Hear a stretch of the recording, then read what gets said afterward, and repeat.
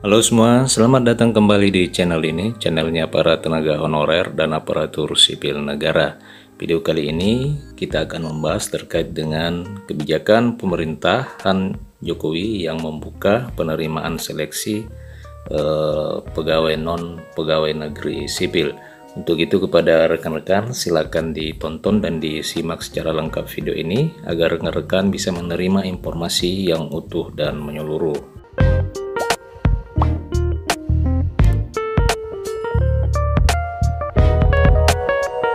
Rekan-rekan sekalian, diketahui bersama bahwa Kementerian Pendayagunaan Aparatur Negara telah mengeluarkan kebijakan penghapusan tenaga honorer pada bulan November tahun 2023. Tapi di sisi lain, meskipun sampai dengan saat ini belum ada surat edaran atau kebijakan yang lain yang membatalkan surat edaran penghapusan itu, pemerintah kembali akan membuka pendaftaran pegawai non-aparatur sipil negara bagi masyarakat untuk menjadi bagian dari Otorita Ibu Kota Nusantara.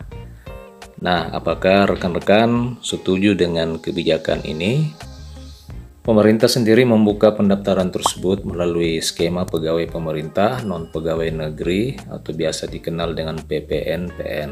Untuk informasi lebih lanjut, bagi masyarakat yang berminat untuk mengikuti seleksi ini dapat mengakses halaman resmi Otorita Ibu Kota Nusantara, yakni ikn.go.id. Untuk mengetahui persyaratan serta posisi yang dibutuhkan, sebelumnya para pelamar harus mengetahui terlebih dahulu terkait dengan OIKN ini. Otorita Ibu Kota Nusantara ini merupakan suatu terobosan terbaru dari Presiden Jokowi.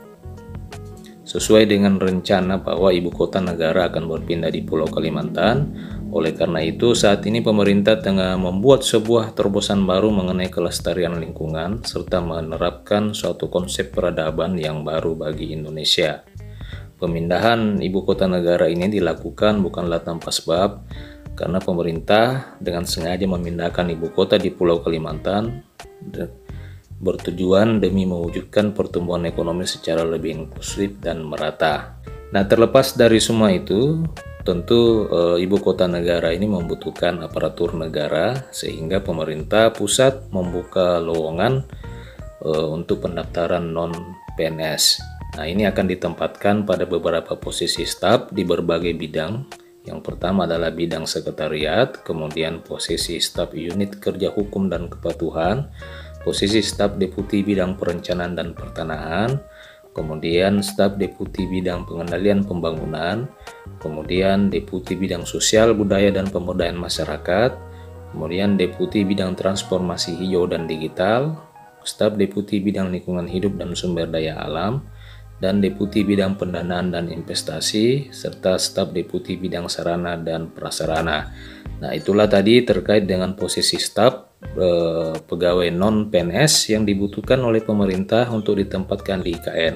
Nah, apakah rekan-rekan setuju dengan kebijakan ini? Artinya di sisi lain pemerintah juga telah melarang untuk pengangkatan tenaga honorer, akan tetapi saat ini pemerintah pusat sendiri mengeluarkan pengumuman untuk penerimaan pegawai non-pegawai negeri sipil.